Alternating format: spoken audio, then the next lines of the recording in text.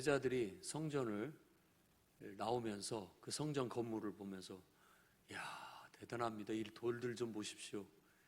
아마 으리으리한 건물을 보고 감탄을 하고 있을 때 예수님께서 그 성전을 보시고 돌 하나도 돌 위에 남지 않고 다 무너질 것이다 라는 그런 말씀을 하셨습니다. 그러자 제자들이 호기심에 너무나 궁금해서 성전이 언제 무너질지, 또 세상 끝에는 무슨 징조가 있고 인자에 오실 때는 어떤 일이 일어날지에 대해서 질문을 하게 되고, 예수님께서 그것에 대한 가르침을 주고 있는 내용이 24장, 25장의 이야기입니다. 그래서 첫 번째 시간에는 우리가 어떤 새로운 하나님의 구원의 날, 정말 주의 날, 하나님 나라가 오기 위해서는 진통이 있어야 된다라는 재난의 시작에 대한 얘기를 드렸습니다. 두 번째 시간에는 복음 전파는 박해를 수반한다라는 얘기를 드렸습니다. 그러니까 우리가 그 나라를 바라고 소망하고 그 나라의 복음을 전파하면서 사는 삶은 항상 박해가 항상 따르게 돼 있습니다. 좋을 때도 있지만 박해가 아주 심할 때도 있듯이 그런 것들이 반복된 일들이 있을 거라는 가르침을 주고 계십니다. 그래서 우리가 그 복음 전파의 사명을 완수하기를, 끝까지 그 완수가 돼야 세상 끝날이 올 것이라는 그런 의미 있는 말씀을 주셨습니다.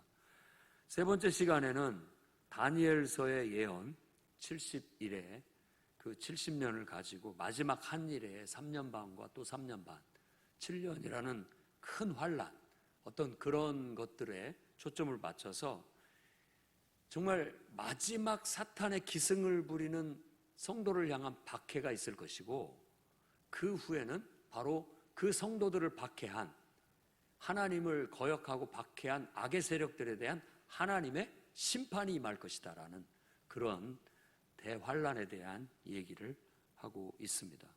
그리고 지난 시간에는 바로 그런 격변의 시기에 구원의 헛된 소망을 설파하는 사람들이 있다라는 거, 세상에는 끊임없이. 그래서 지난주 말씀에서는 그것 중에 우리가 주의해야 할 게 인본주의와 인본주의 교리인 자유주의, 그리고 과학주의, 그런 것들을 너무 믿지 마라.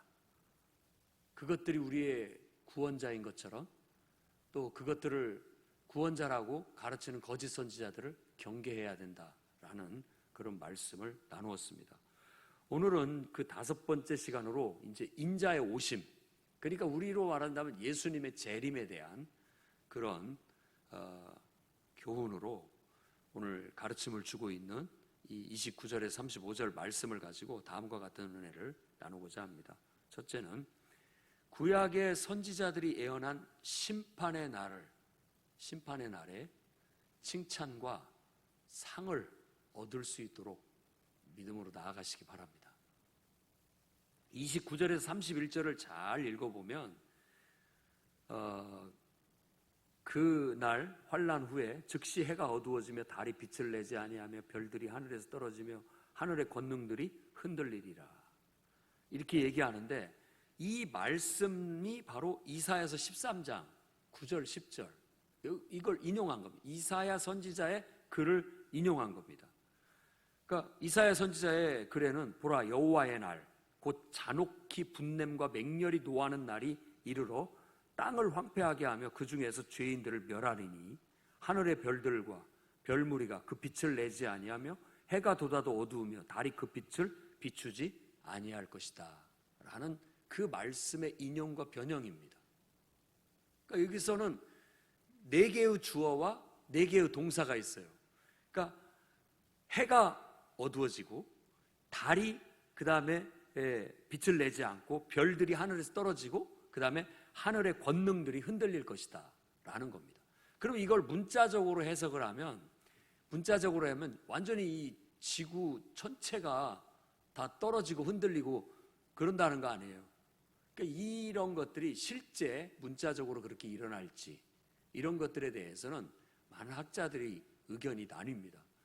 그러나 이 이야기가 우리에게 주는 어떤 느낌은 분명합니다. 그건 뭐냐면 엄청난 격변이 일어날 거라는 거. 자연적인 격변이든 또 어떤 우주의 격변이든 엄청난 격변이 일어날 것이다라는 거예요. 그러니까 해가 어두워지고 달이 빛을 내지 않고 하늘 별들이 떨어진다라는 것은 엄청난 사건인 거예요. 엄청난 격변이 일어나는 거죠. 그리고 한마디를 이제 거기에다 해석처럼 덧붙인 게 하늘의 권능들이 흔들릴 것이다 라고 말하는 것을 가지고서 어떤 사람들은 이것이 어떤 자연, 우주 이런 재해, 엄청난 격변이기도 하지만 사회적인 그리고 정치적인 혼란, 아주 막 엄청난 격변, 그렇게도 해석을 해볼 수가 있다라는 겁니다. 그러니까 인간이 살 수 없는 그런 혼란함이 찾아오는 거예요. 전쟁통이라든지 또 이와 같은 막 전염병이 창궐해서 사람들이 속수무책으로 죽어나간다든지 또 뭐 엄청난 지진이 일어나고 이래가지고 대재앙이 일어난다든지 엄청난 해일이 일어난다든지 또 뭐 화산 폭발이 일어난다든지 이런 것들은 그야말로 완전히 삶의 터전을 다 파괴시켜버려서 더 이상 이전의 삶을 살 수 없는 엄청난 격변을 얘기하는 겁니다. 그런 예언자의 예언의 언어를 가지고서 예수님은 바로 마지막 날 심판에 대한 그런 그림을, 그 느낌을 우리에게 전달해 주고 있는 겁니다. 가봐야 압니다. 누가 알겠습니까? 다만 그것을 멀리 예언자들은 저 지평선 넘어 뭔가 점 같은 걸 보는 거예요. 멀리 있는. 그리고 저기서부터 세미하게 들려오는 메아리 같은 하나님의 음성을 듣는 겁니다. 그런 걸 가지고서 나름대로 우리가 이해할 수 있고 그 의미를 전달할 수 있는 이미지와 그림과 예언자의 용어와 어떤 그런 환상적인 묵시적인 언어들을 통해서 우리에게 그것을 들려주는 거예요. 그래서 우리가 뭔가를 깨달을 수 있도록 하고자 하는데 초점이 맞춰져 있는 겁니다. 그래서 하늘의 권능들이 흔들릴 것이다라는 예언자의 언어는 어떤 의미에서는 하늘의 특이한 현상들이 일어나 엄청난 격변이 일어날 것이라는 것을 말하면서도 사회적인 혼란과 격변, 또 정치적인 격변, 어떤 자연재해로 인한 삶의 터전이 흔들려서 사람이 제대로 이전의 삶을 살 수 없는 혼돈 속에 빠지게 되게 될 것이라는 것을 말하고 있는 겁니다. 그러니까 인자의 오심은 바로 온 세상에 임하게 될 이와 같은 심판입니다. 이 심판은 완전히 지금까지의 삶의 터전을 송두리째 다 뒤집어 엎을 만큼의 엄청난 격변이라는 거예요.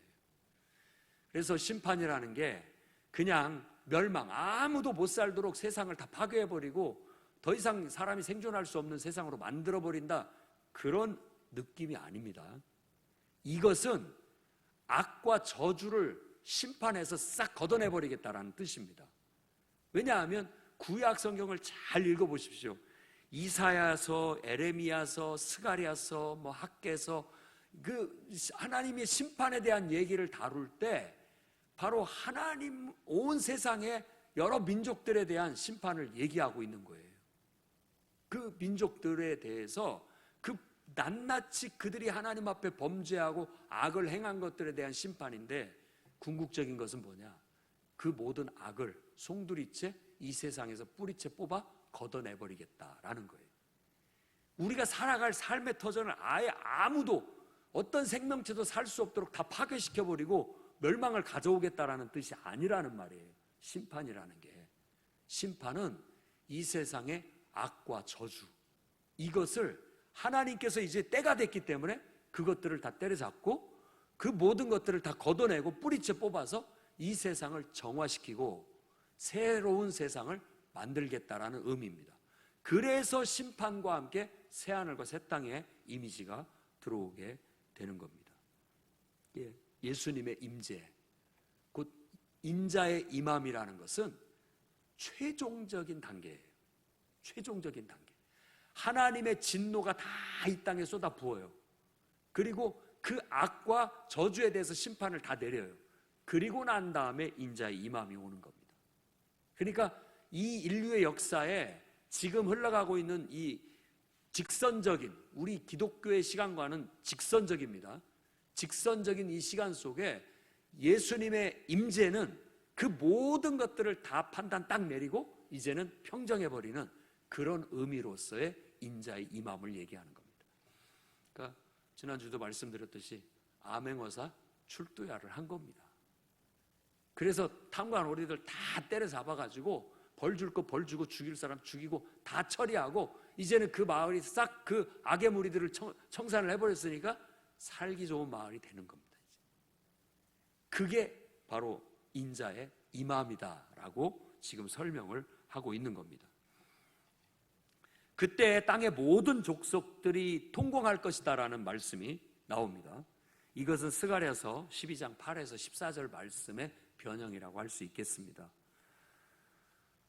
이방 나라들에 대한 하나님의 심판으로 인하여서 모든 민족들이 통곡하게 될 것이라는 그 심판의 두려움과 심판으로 인하여 그동안 악을 행하고 악과 함께 잘 먹고 잘 살았던, 누려왔던 그 모든 이들의 이제 통곡이 시작되는 겁니다. 아유, 내가 헛살았구나, 내가 잘못했구나, 내가 이럴 줄 모르고 내가 잘못을 저지르고 살았구나 하면서 통곡하는 거예요. 하나님의 심판의 목적은 바로 거기에 있는 겁니다. 온 세상이 결국은 자기가 죄인이고 악이고 잘못되었다라는 걸 깨닫게 하는 것, 그게 하나님의 심판이죠. 그래서 그 심판이 임하는 그 장면들을 성경에서는 곳곳에 잘 이야기해 주고 있습니다. 그러니까 구약 성경의 예언사들의 예언서에는 이런 내용들이 아주 곳곳에 들어가 있습니다. 하나님의 심판이, 하나님의 진노가 임하게 될 것이고 천하 모든 민족들이 그 앞에서 다 통곡하게 될 것이다. 그 무서운 심판으로 인해서 애통하게 될 것이다. 부르짖게 될 것이다. 신음하게 될 것이다 라는 거예요. 계시록에도 똑같은 이미지로 얘기를 합니다.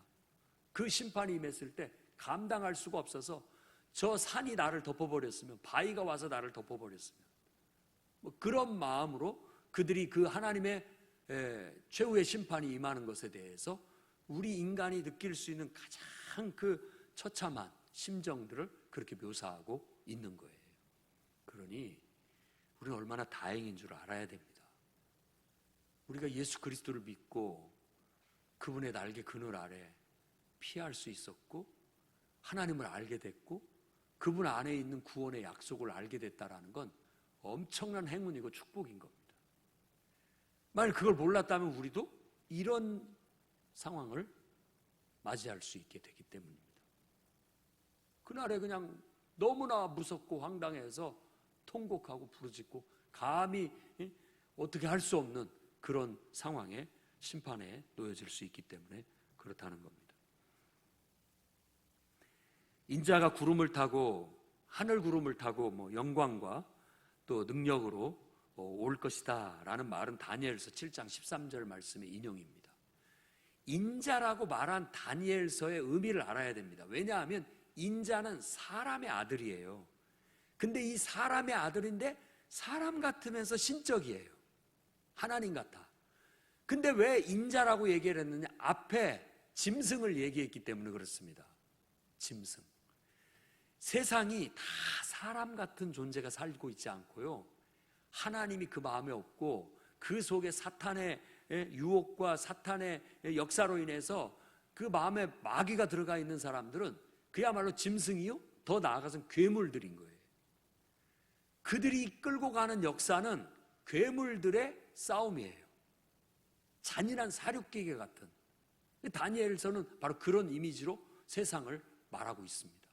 그러니까 우리는 영적인 눈으로, 선지자의 눈으로 세상을 보면 눈물을 흘려야 맞습니다. 너무나 안타깝고 너무나 불쌍한 거예요. 세상을 보면 무시무시하고 이렇게 악이 성행하고 이렇게 괴물들이 날뛰고 하는 이 세상 속에서 수많은 영혼들이 짓밟히고 고통받고 살고 있는 이 세상을 보면서 눈물을 흘리지 않는다면 정상이 아닌 거죠. 우리는 뭔가에 취해가지고 현실을 못 보고 있을 뿐입니다. 선지자는 그렇게 얘기한 거예요. 다 포도주에 취해서 현실 파악을 못하고 있다라는 거예요. 다 비칠비칠대면서 있는데 지금 현실을 못 보고 있는 거예요. 그런데 제정신을 차리고 현실을 보면 이걸 보고 안 울 사람이 없고, 이걸 보면서 한탄하지 않을 사람이 없고, 자기 옷을 안 찢을 사람이 없는 거예요. 그게 선지자들의 눈이었던 것이죠. 하나님의 눈으로 세상을 보니까 하나님이 한탄하고 눈물 흘리는 모습을 봅니다. 그러면서 그런 것들을 노래하고 같은 심정에 대해서 세상을 보고 안타까워하며 예언을 하게 되었던 것이죠. 그런 짐승들이 난무하고 정말 온 세상을 파괴하고 황폐하게 하는 그때에 인자가 나타나서 그 모든 것들을 다 때려잡고 의의 나라, 평화의 나라, 그야말로 사람다운 사람, 그리고 정말 인간다운 인간들이 살 수 있는 세상을 하나님의 나라로 일으켜 세울 것이다. 그 나라는 영원할 것이다. 그 신상들이 금붙이, 은붙이, 노, 철 이런 것들로 이루어졌지만 결국은 뜨인 돌이 와서 무너뜨려 가지고 돌무더기가 돼버린 것처럼 그 모든 것들이 순수한 하나님의 나라, 참된 인간이 살 수 있는 하나님의 형상을 닮은 참된 인간들이 만들어진, 그들이 살아갈 수 있는 새로운 나라, 하나님의 나라, 그 나라가 이루어지게 될 것이다 라는 걸 예언하고 있는 거예요. 인자가 하늘 구름을 타고 온다라는 것은 이 세상에 더 이상 악의 무리들이 세상을 황폐케 하고 영혼들을 잔인하게 짓밟고 먹어치우는 그런 일들은 이제 없게 될 것이다 라는 그런 묘사인 겁니다. 예언자의 언어인 거죠. 계시록에 가면 그 언어가 약간 변형되어져서 똑같은 맥락에서 얘기를 하고 있는 거예요. 똑같은 맥락에서. 그래서 선지자들의 예언한 심판의 날, 그것은 최후의 심판을 얘기하는 거고, 최후의 심판의 끝에 영광스러운 인자의 임함이, 인자의 이 땅의 강림이, 예수의 재림이 있을 것이다 라는 거예요.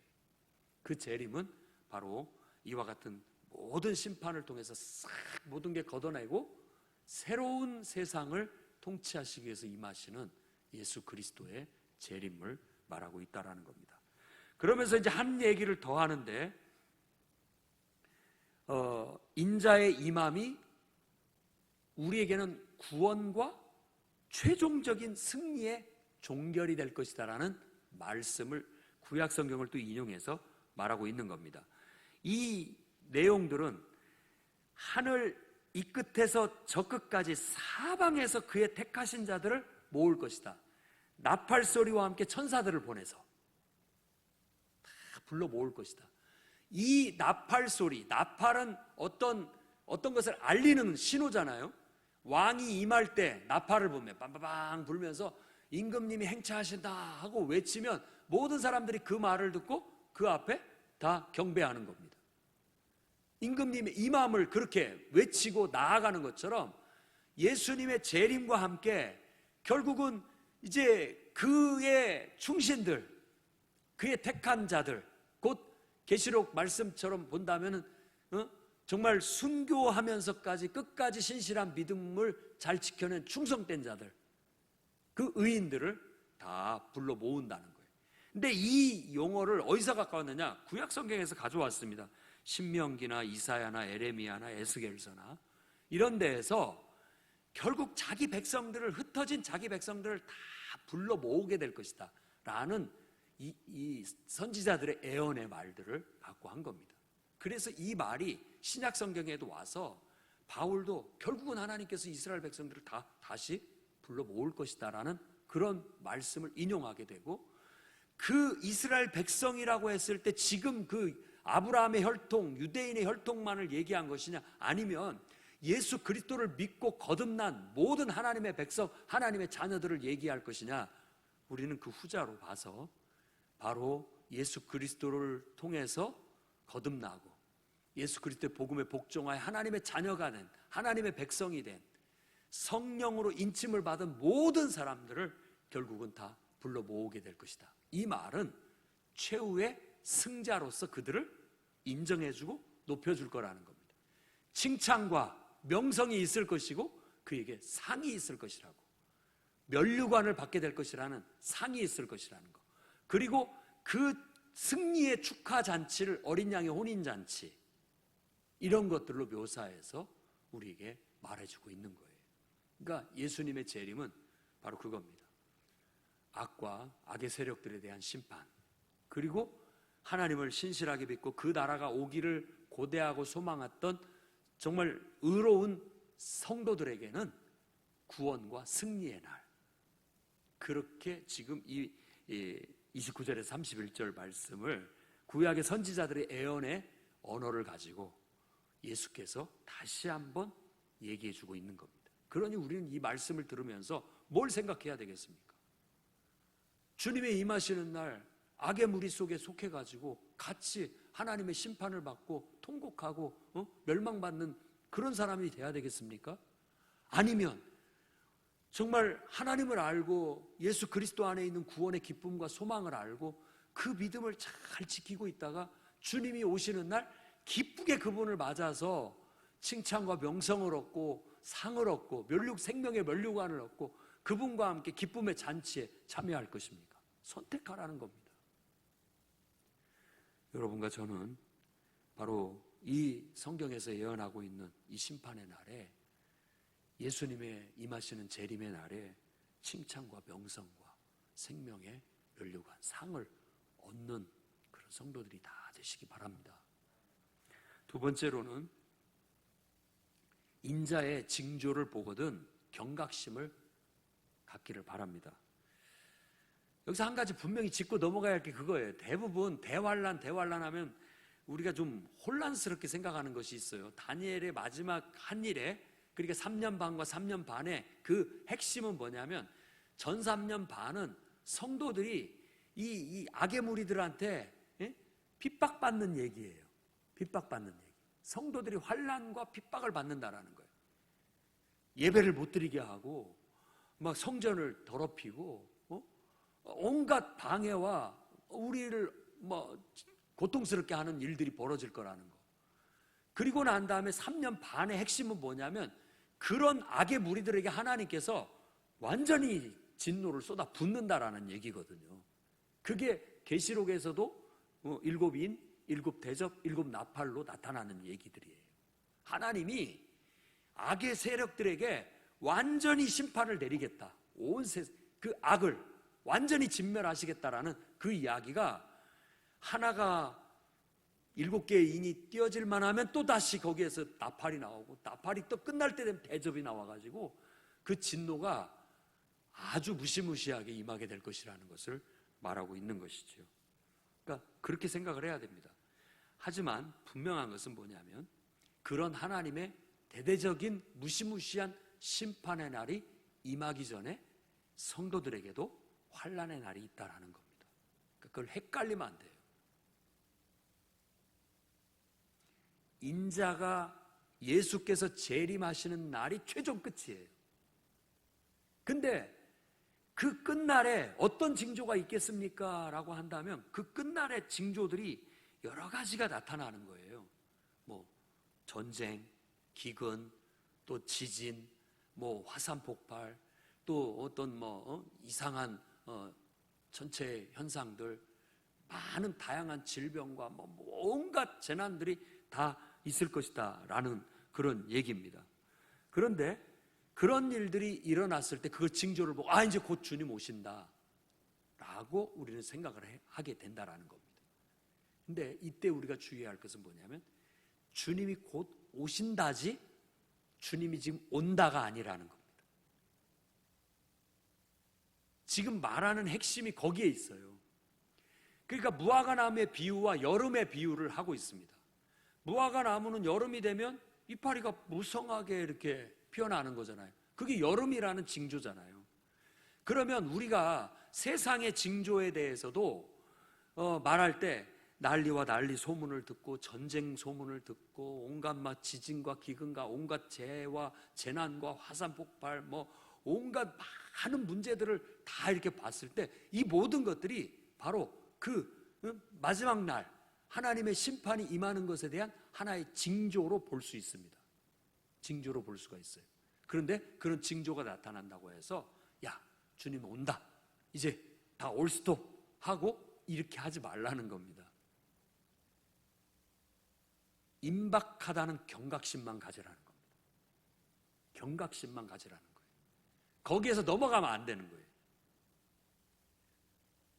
왜냐하면 이제 다음 시간에 배우게 되겠지만 그 날과 그 시는 아무도 몰라요. 그래야 됩니다. 아무도 몰라요.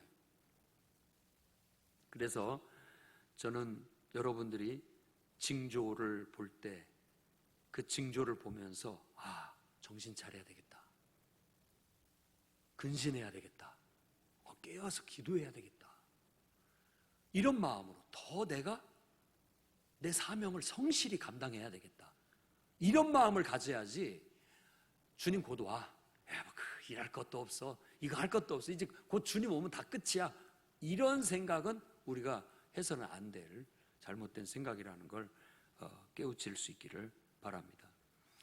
자, 하나님의 예수께서 지금 말하고 있는 징조는 재난, 환난, 핍박, 거짓 그리스도, 거짓 선지자들, 성전이 더럽혀지고 예루살렘 성전이 파괴되는 등등의 여러 가지 구체적인 징조들을 얘기를 합니다. 그런데 이 징조를 딱 보였는데 가만히 보면 이것이 하나 같아요. 그런데 이렇게 펼치면 세 개가 되는 겁니다. 세 개가 되는 거예요. 이게 다 중첩되어 있다라는 거예요. 지금 이 일이 이 세대가 지나가기 전에 이를 것이다, 이 세대가 지나가기 전에 이 일이 다 일어나리라 라고 한 얘기는 예루살렘 성의 파괴입니다. 그 멸망인 거예요. 이 말씀을 하신 지 40년 후에 실제로 그 일이 일어났으니까요. 그런 일이. 그렇지만 우리는 그걸 볼 수 있어야 됩니다. 중첩이 돼 있어서 그게 예루살렘의 멸망과 파괴, 성전의 파괴를 보는데 이렇게 비껴보면 그 속에는 세상 끝날이 들어가 있고 그 속에는 인자의 임함, 예수님의 재림이 들어가 있는 거예요. 그래서 예언자의 이 용어들은 우리가 그렇게 이해를 해야 됩니다. 복합적이에요. 복합적이에요. 그래서 똑같습니다. 노래도, 음악도 마찬가지입니다. 주제 리듬이 있어요. 주제 리듬이. 그러면 막 음악이 흘러가다가 그 주제 리듬이 반복돼요. 계속. 주기적으로 반복되는 겁니다. 그것도 이해가 안 된다면 노래가 1절, 2절, 3절, 4절이 있잖아요. 1절 부른다고 노래가 끝난 게 아니에요. 2절이 있어요. 3절까지 있단 말이에요. 그러니까 지금 이 제자들에게 말씀을 했을 때 바로 예루살렘의 멸망, 성전의 파괴 1절이라고 한다면 성도들이 복음을 전하면서 핍박을 받고 악의 무리들한테 엄청난 고난을 받을 것이라는 게 2절, 그리고 최후의 심판이 임하고 예수께서 재림하셔서 이 세상의 악과 저주를 다 걷어내고 결국은 하나님이 약속하신 하나님 나라를 우리에게 선물로 주실 것이다. 이게 3절. 이런 식으로 그 주제는 똑같아요. 그러니까 얼핏 보면 다 똑같은 얘기예요. 다 똑같은 얘기인데 구체적으로 벌려보면 그 얘기고 그 얘기고 그 얘기가 되는 겁니다. 이 말 속에는 이런 뜻이 들어있습니다. 예수님이 지금 오시더라도 이상할 것이 없다라는 거. 이미 종말의 징조에 대해서는 충분하다는 얘기입니다. 충분하다는 거예요. 이 말의 뜻은 곧 우리가 지금이라도 예수님은 오실 수 있다. 이미 예수님이 재림하실 수 있는 충분한 준비는 다 돼 있다. 다만 그분이 언제 오실지는 모른다 라는 거예요. 그렇기 때문에 우리는 종말신앙을 가져야 되는데 바로 경각심을 가지고 오늘 주님이 오신다. 그러니 나는 정신을 차리고 하나님 앞에 부끄럽지 않게 내가 맡은 일, 내 사명, 내 인생 성실하게 내 할 일 최선을 다해서 살다가 부끄럽지 않게 내가 주님을 맞이하겠다. 그런 거에 대한 앞으로 예화가 나오게 될 겁니다. 충실하게 주님이 맡겨주신 종으로서, 청지기로서 내 할 일, 내 역할 하다가 주님을 맞아야 된다는 걸 우리에게 얘기하고 있는 겁니다. 그러니 지금 여러분들은 이 태평성대를 사는 것처럼 편안하게 살면서 나름대로 귀족들처럼 또 나름대로 아주 편안한 사람들처럼 정말 여유 있게 삶을 살아가고 있지만 오늘이나 내일 주님이 오신다라는 경각심을 가지시기 바랍니다. 정신을 차릴 때가 됐다. 내가 언제까지 이렇게 안일하게 살아갈 것인가? 내가 언제까지 나를 이 땅에 보내신 하나님에 대해서 무관심하고 그분의 뜻과는 거리 있는 삶을 살아갈 것인가? 아니다. 이제 곧 주님을 뵈야 될 텐데 지금이라도 하나님이 내게 맡겨주신 일들 잘 감당하자. 제대로 해내자. 그래서 언제든지 주님이 오늘 오시더라도 아이고 오셨습니까? 제가 이렇게 주님을 위해서 이렇게 열심히 살았습니다 라고 말할 수 있는 그런 사람이 돼야 된다라고 말하고 있는 겁니다. 오늘 주님이 오신다 할지라도 계시록의 말씀처럼 아멘 주 예수여 오시옵소서 기다리고 있었습니다. 언제 오시나 정말 오매불망 기다리고 있었습니다. 어서 오십시오 라고 기쁘게 맞이할 수 있는 사람이 돼야 되겠습니다. 가끔 우리가 이렇게 방심하고 있을 때 꿈에 막 누가 왔는데 다급히 나가다 보면 막 바지를 안 입고 나가가지고 허둥지둥 대고 뭔가를 또 챙겨서 갖고 갔어야 되는데 그것 막 놓치고 가는 막 허둥지둥 돼갖고 당황스러운 그런 꿈을 꾸는 경우들이 있어요. 그런 것처럼 우리들이 돼서는 안 되겠다라는 겁니다.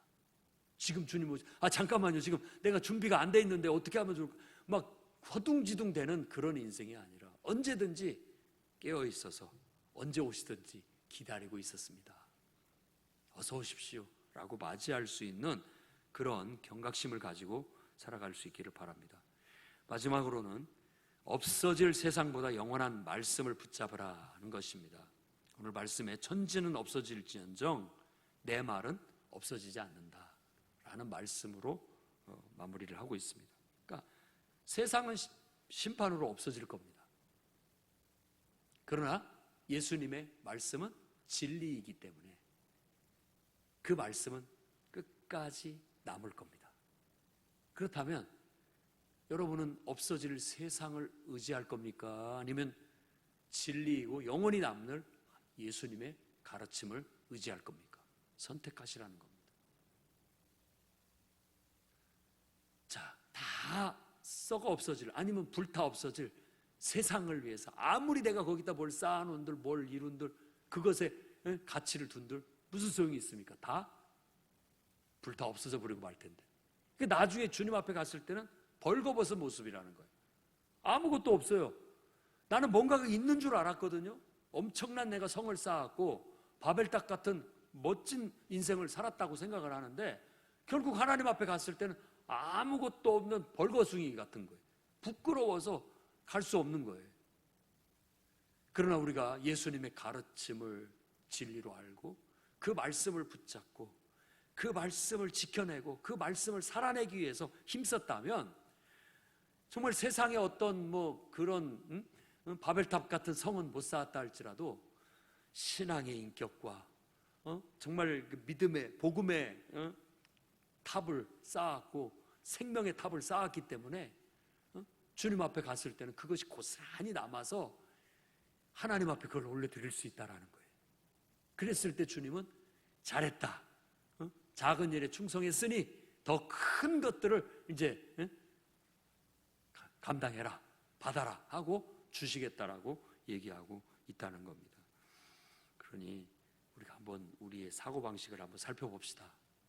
내가 정말 없어질 세상 것들에 너무 집착하고 살지 있지는 않는지, 그것에 내가 너무나 의존하고 있지는 않은지, 정말 영원한 하나님의 말씀, 예수 그리스도의 가르침, 그 생명의 복음, 정말 영원한 하나님 나라, 영원 구원, 이런 것에 더 가치를 두고 그것에 더 소중함을 두고 그것에 내가 집중하고 있는지 한번 생각해 보십시오. 어떤 의미에서 우리가 부자인 줄 착각하지만 가난한 자일 수 있습니다. 라오디게아 교회처럼.